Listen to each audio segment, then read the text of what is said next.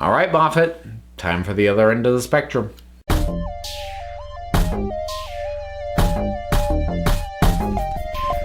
Well, I did my top 10 best episodes written by Stephen Moffat, and now it's time for the 10 worst episodes written by Stephen Moffat. Now, before we get into this quick little bit of business, I have a sponsor.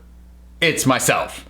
And by that I mean I now have t-shirts available on TeePublic. There's a link down in the description. And I'm kind of pushing this right now because when the design first goes up, it is discounted, and that lasts not particularly long. So if you're seeing this the day that it goes out, if you have any interest in a t-shirt with the Council of Geeks logo on it, I would recommend buying sooner rather than later. There, that's it. I've sponsored myself. I have no issues shilling my own merch because nobody else is going to sponsor me.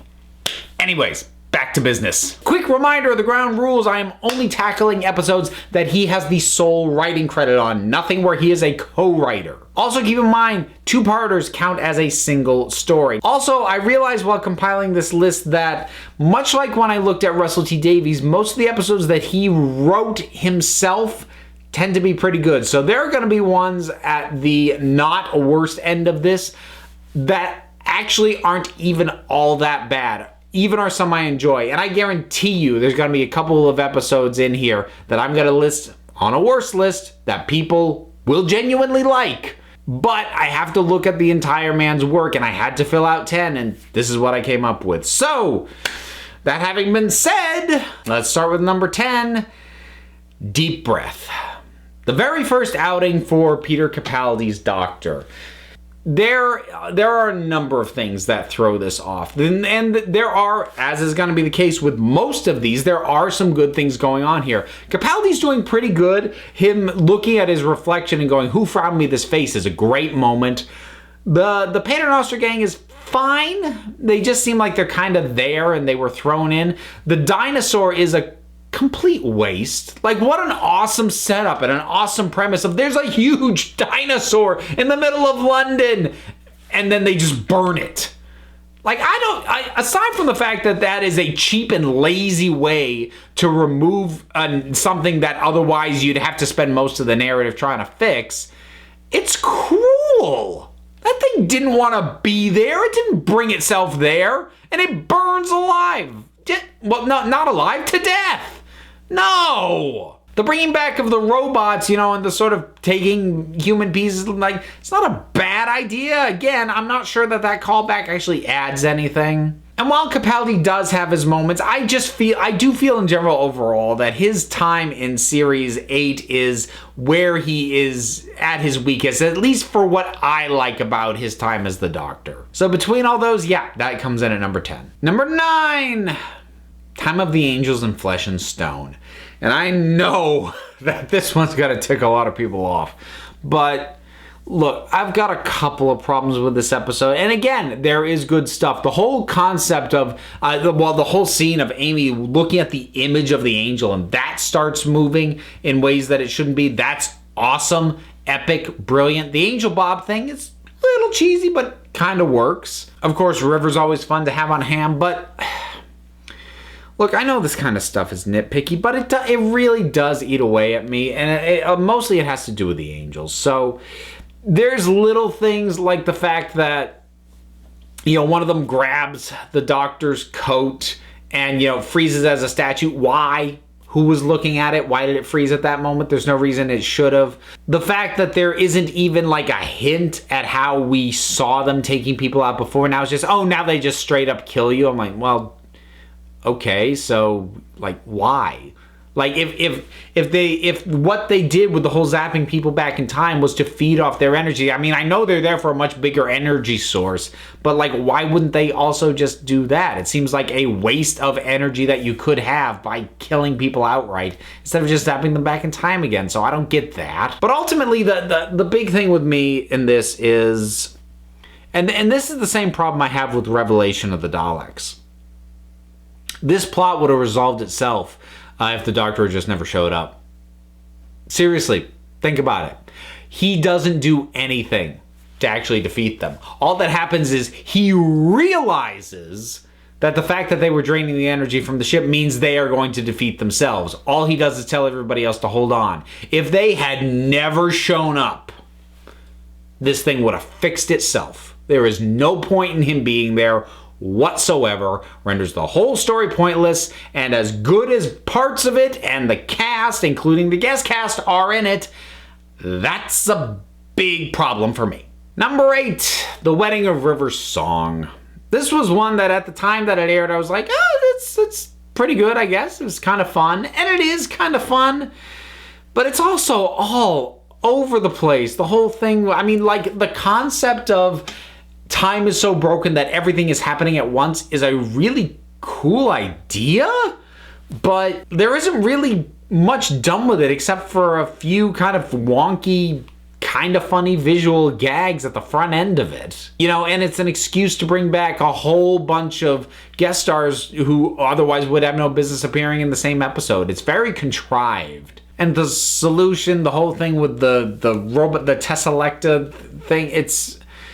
I don't know if it's quite Deus Ex Machina, but it's close. And I think for me, the most infuriating thing is that you teased that this was the point that he told River his name, and that isn't what actually happened. So we actually never find out how it is that she learns the doctor's name, which I actually wouldn't have a problem with. I don't need to know that, except you highlighted it repeatedly that she knew his name, and that's a big deal that she knew his name, and she should never have found out that what his name was.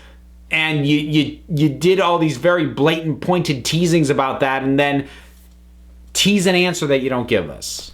That's just being a dick. Number 7, A Christmas Carol. I actually do consider this to be pretty decent as far as the Christmas specials go, but I've said in the past, I'm actually not a huge fan of the Christmas specials, and this is really cheesy.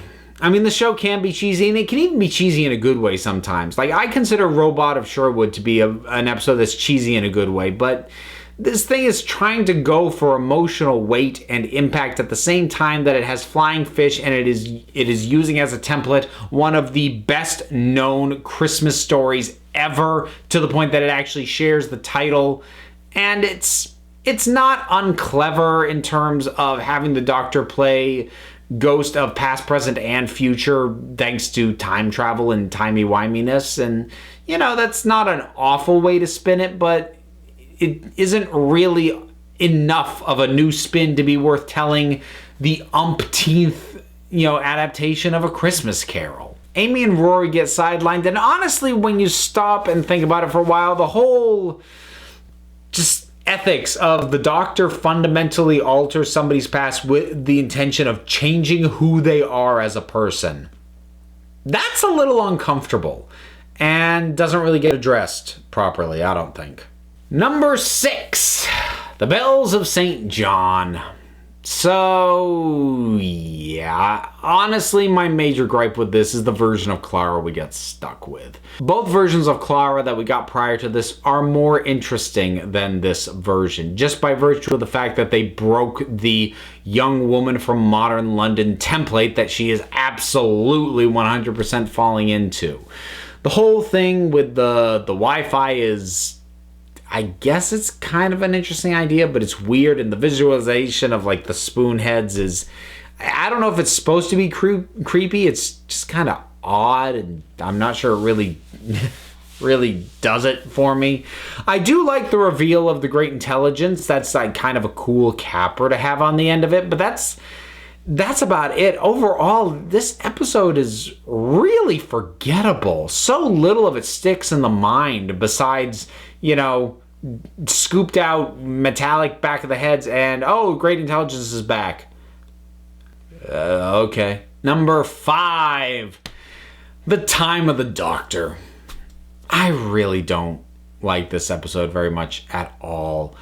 I think it was a mistake to take this tone and this mood with a regeneration story, especially one that is an extra length episode as opposed to, the normal 45 minutes, because the whole thing has this meandering, almost bedtime story, fairy tale like quality, which normally is a vibe I really dig, but The thing about a regeneration story, because we always know that this is the regeneration, then I am of the opinion that the best way to get through with that and get us there and have us enjoy the ride to the moment that we're all waiting for is by getting us wrapped up in something.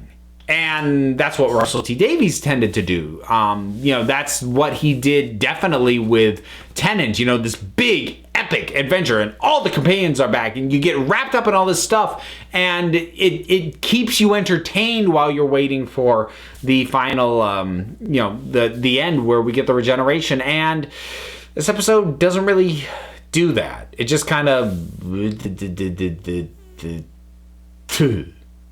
There's your regeneration.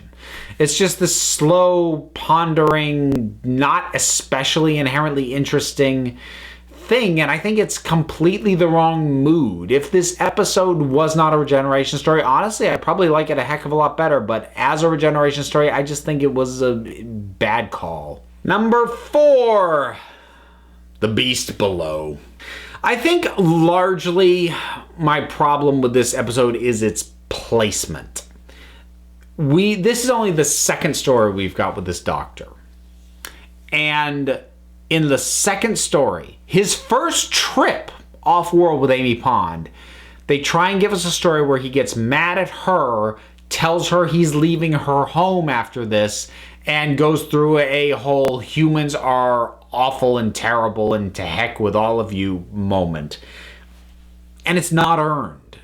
It's too soon. We need to know him better. We need to know that we need to be more invested in him and Amy, that him saying, forget it, it's over, is actually going to mean anything. We need to get a better understanding of what his normal expectations of humans is if we're going to buy him being this infuriated with them. Because we do start almost from scratch with every doctor. So this thing's going for emotional weight that it hasn't earned. It's way too early in this guy's run to be pulling this kind of stuff. And then as a general premise, the space whale is kind of weird and is results in this whole slavery animal rights thing that doesn't really feel like a properly fully developed idea.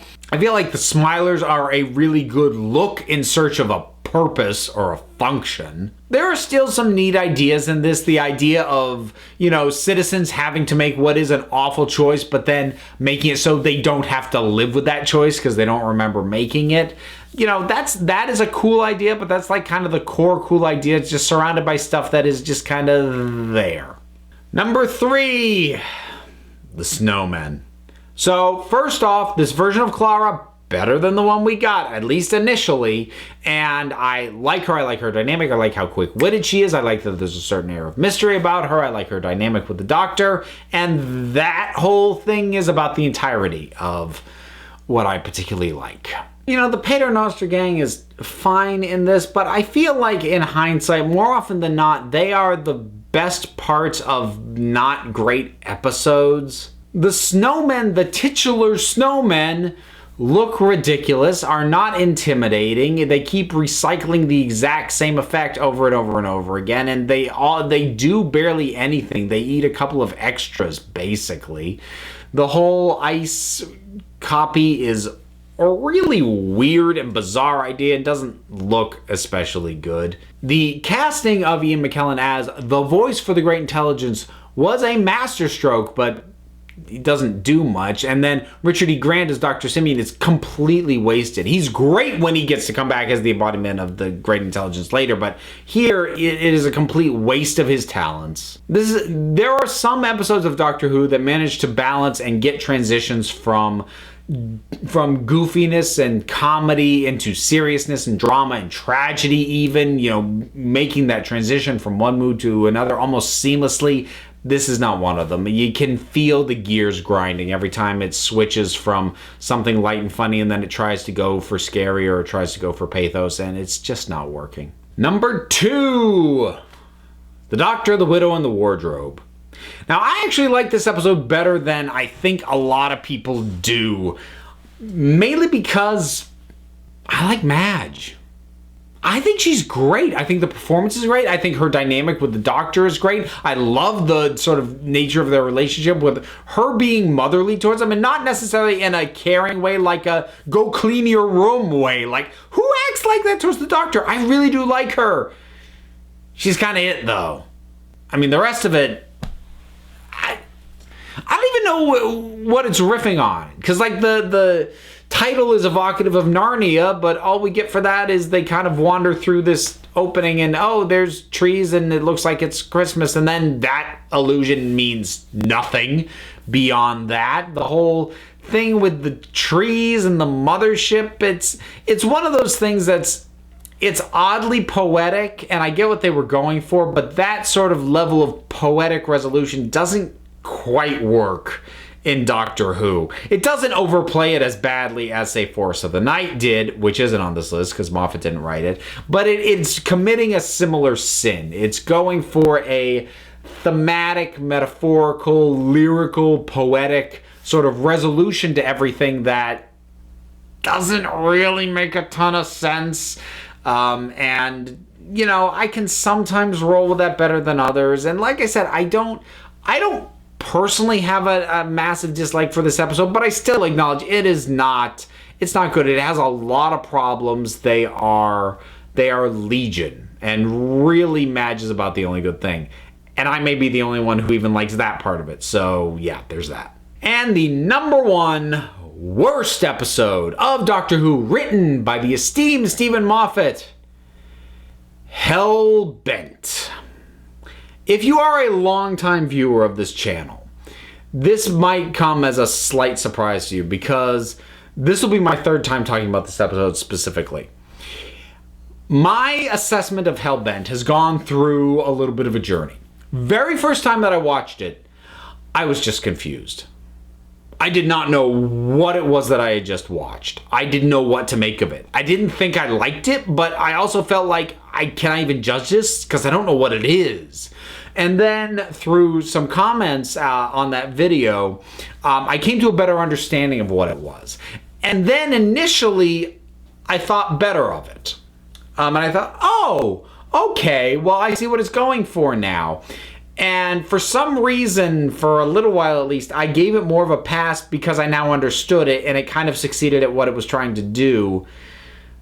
I've soured on it since then, because I think what it was trying to do was a fundamentally stupid, awful idea that not only undermines what comes before, it undermines two of the best episodes of definitely that series, and one of the best episodes of New Who as far as I'm concerned. It completely undermines the death of Clara in Face the Raven.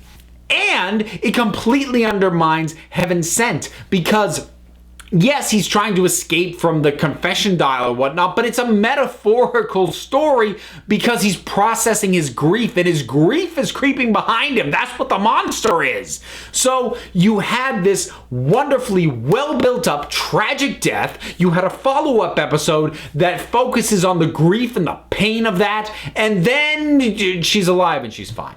And no, having the Doctor not remember her does not work as a substitute for the grief that we watched him go through in Heaven Sent. It's not equivocal. You are undermining what you just did. And then we have Recast Rassilon, and an actor I usually like, but he doesn't have anywhere near the gravitas that Timothy Dalton brought, to the point that I'm just left thinking we shouldn't have even revisited the character. The fact that the Doctor shot somebody. He shot somebody.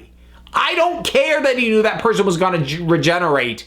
He has said in the past, and maybe it was just Tennant, but he has made at least once the comparison of regeneration to death. He killed that incarnation of that Time Lord. The Doctor shot someone with a gun and they died.